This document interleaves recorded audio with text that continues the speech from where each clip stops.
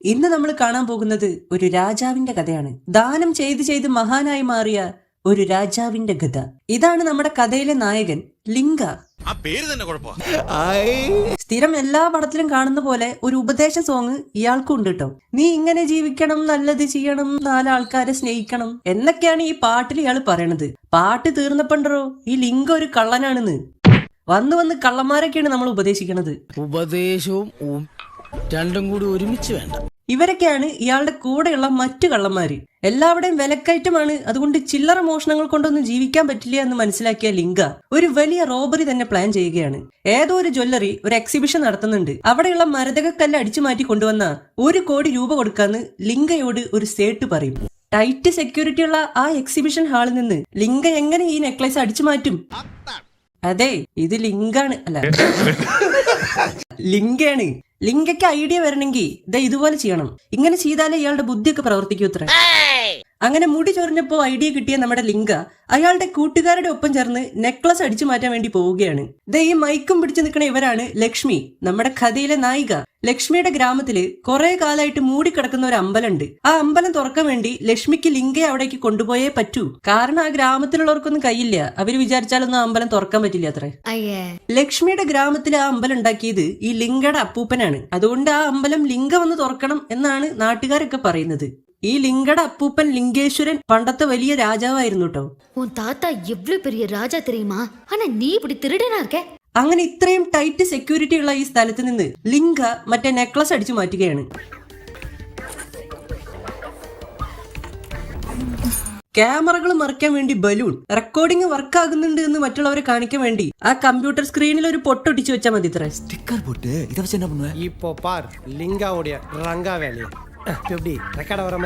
നിന്റെ ബുദ്ധി സമ്മതിച്ചടാ. അങ്ങനെ നമ്മുടെ ലിംഗണ്ണൻ അവസാനം സിമ്പിൾ ആയിട്ട് ആ നെക്ലസ് അവിടുന്ന് അടിച്ചു മാറ്റുകയാണ്. അയ്യോ, ലിംഗ പെട്ടു. എല്ലാം നമ്മുടെ ലക്ഷ്മി ഒരു ഹിഡൻ ക്യാമറയിൽ റെക്കോർഡാക്കി. അവിടെയാണ് ട്വിസ്റ്റ്. ലിംഗ ലക്ഷ്മിയുടെ ഹിഡൻ ക്യാമറയൊക്കെ അങ്ങോട്ട് കടിച്ച് തിന്നാണ്.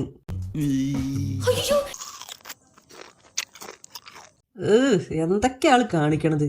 മോഷണൊക്കെ കഴിഞ്ഞ് വീട്ടിലെത്തിയ ലക്ഷ്മി തന്റെ ഹിഡൻ ക്യാമറയിൽ പതിഞ്ഞ വിഷ്വൽസ് വീണ്ടും വീണ്ടും കാണുകയാണ്. അല്ല, ഇനി ഹിഡൻ ക്യാമറയൊക്കെ ലിംഗ ചവച്ചരച്ച് തിന്നതല്ലേ, പിന്നെ എവിടെ നിന്നാണ് ഈ വിഷ്വൽസ് ഒക്കെ കിട്ടിയത്? ഇതൊക്കെ നിന്നെ പറഞ്ഞ് മനസ്സിലാക്കി തരുന്നല്ലേ എനിക്ക് ഭ്രാന്ത് പിടിക്കും. അങ്ങനെ നെക്ലസ് അടിച്ചു മാറ്റിയ ലിംഗയോട് ലക്ഷ്മിക്ക് പ്രണയം തോന്നുകയാണ്. ഇതൊക്കെ കുറച്ച് ഓവറല്ലേ? വന്ന് ആർക്കും ആരോടും പ്രണയം തോന്നാം എന്നൊക്കെയായി.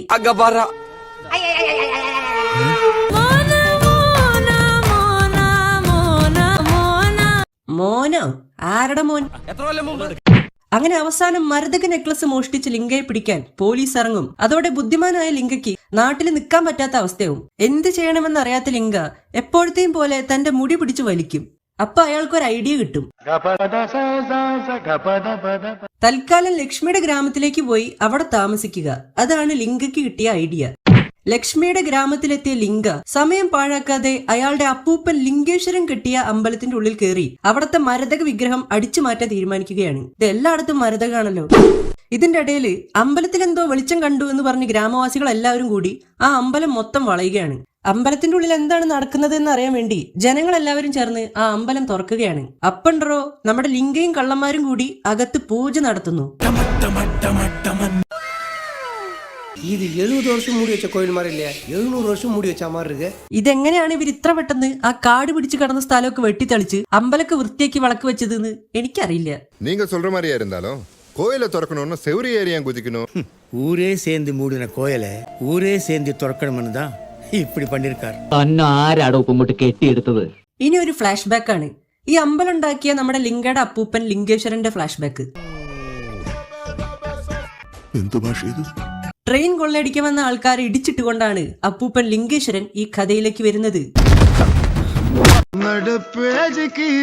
ട്രെയിനിന്റെ ഇരുമ്പ് ബോഗികളൊക്കെയാണ് കേട്ടോ ഇയാളുടെ ഒരടിക്ക് പൊളിഞ്ഞു പോണത്. അത് പിന്നെ ഒരു സൂപ്പർ സ്റ്റാർ അടിച്ചാൽ ട്രെയിനിന് എന്തെങ്കിലുമൊക്കെ സംഭവിക്കണ്ടേ? ഈ ലിംഗേശ്വരൻ സോലയൂർ ഗ്രാമത്തിലെ പുതിയ കളക്ടറാണ്. ആ ഗ്രാമത്തിലെ ജനങ്ങളുടെ ദുരിതങ്ങളൊക്കെ കണ്ടു മനസ്സിലാക്കിയ ലിംഗേശ്വരൻ അവർക്കൊരു ഡാം കെട്ടിക്കൊടുക്കാൻ വേണ്ടി തീരുമാനിക്കുകയാണ്. ஒரு டேம் கட்டணும்னா அதுக்கு எவ்வளவு செலவாகும்னு உங்களுக்கு தெரியாது?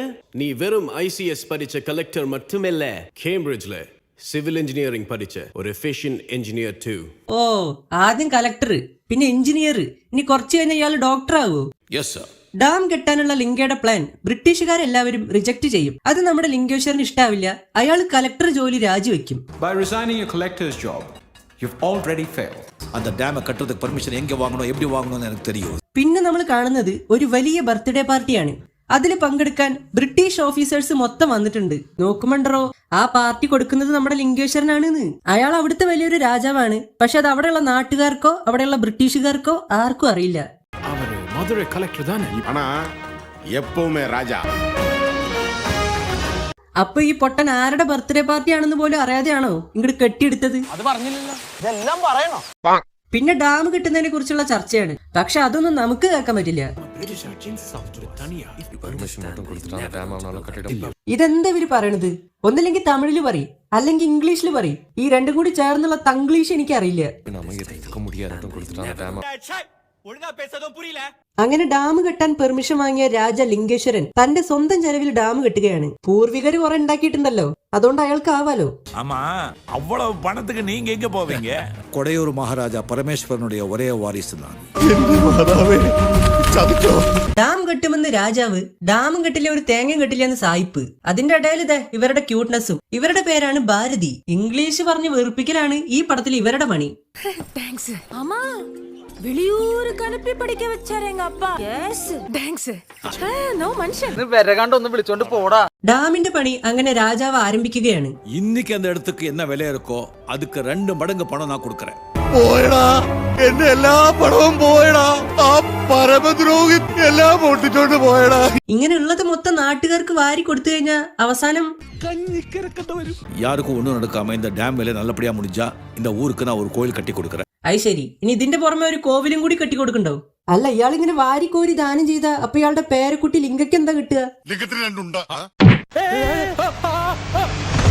A few moments later. டேய், அதுக்குள்ள வந்துட்டீங்க, நீங்க போய் ரெஸ்ட் எடுங்க. எனக்கு ஒண்ணும் இல்ல சார், சின்ன அடிதான், நான் வேலைக்கு போறேன். ഡാമിന്റെ പണി നന്നായി നടക്കാൻ വേണ്ടി രാജാവ് അവസാനം അയാളുടെ എല്ലാ സ്വത്തുക്കളും ബ്രിട്ടീഷുകാർക്ക് എഴുതി കൊടുക്കുകയാണ്.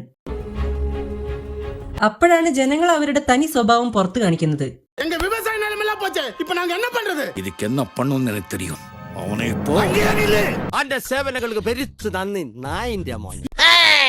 അങ്ങനെ എല്ലാം നഷ്ടപ്പെട്ട രാജാവ് മറ്റേ ഭാരതിയെയും കൂട്ടി നാട് വിടും. എന്നിട്ട് ഏതോ ഒരു ഗ്രാമത്തില് പാചകക്കാരനായിട്ട് ജീവിക്കും.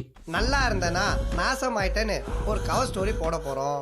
സത്യം മനസ്സിലാക്കിയ നാട്ടുകാർ രാജാവിനെ തിരിച്ച് അവരുടെ നാട്ടിലേക്ക് വിളിക്കും. പക്ഷെ രാജാവ് പോവില്ല. ഇനി എന്തെങ്കിലും അവിടെ പോയി ആ സ്ഥലങ്ങൾ കാണാൻ ഒരു അവസരം കിട്ടിയാൽ പോവും? ഇല്ല, ഒത്തില്ല. തന്റെ അപ്പൂപ്പന്റെ കഥ കേട്ട ലിങ്കയുടെ മനസ്സ് മാറുകയാണ്. അതിന്റെ ഇടയ്ക്ക് ഏതോ ഒരുത്തൻ വന്ന് ഡാം പൊട്ടിക്കാൻ നോക്കുന്നുണ്ട്. ലിങ്ക അയാളെ എതിർത്ത് നിൽക്കും. പിന്നെ കളി മാറുകയാണ്. ലക്ഷ്മിയെ നമ്മുടെ വില്ലൻ ഒരു വലിയ ബലൂണിന്റെ ഉള്ളിൽ കയറ്റും. എന്നിട്ട് ആ ബലൂണിൽ ഒരു ടൈം ബോംബും വെക്കും. എന്നിട്ട് ഈ വില്ലനും ലക്ഷ്മിയുടെ കൂടെ ആ ബലൂണിൽ കയറും. ഇയാള് പൊട്ടനാണോ? ഈ ബലൂണിൽ കയറി ഇയാളും ചാവില്ലേ? അത് പറഞ്ഞില്ലല്ലോ, ഇതെല്ലാം പറയണോ? ഒരു 3 നിമിഷത്തില് നീ ലിംഗ இந்த ஊரு தப்பிச்சு போயிடலான்னு பாக்குறியா? ശ്രീലങ്ക. ശ്രീലങ്കയിലേക്കോ? ഇയാളിപ്പോ ഈ ബലൂണിന്റെ ഉള്ളിൽ നിന്ന് എങ്ങനെയാണ് ശ്രീലങ്കയ്ക്കൊക്കെ പോവാൻ പോണത്? അല്ല, ചോദിക്കട്ടെ, ഹനുമാൻ വന്ന് പൊക്കിക്കൊണ്ട് പോവും? അതിന്റെ ഇടയിൽ കൂടെ നമ്മുടെ ലിങ്കയുടെ ജംബോ സർക്കസ്. ഇതെന്തത്, ഗെയിമോ?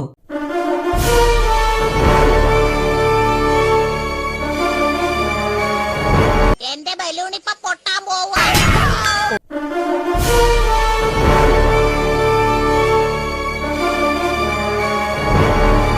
ഇപ്പൊ എന്തുണ്ടായത്? എനിക്ക് ഒന്നും അങ്ങോട്ട് കത്തണില്ല.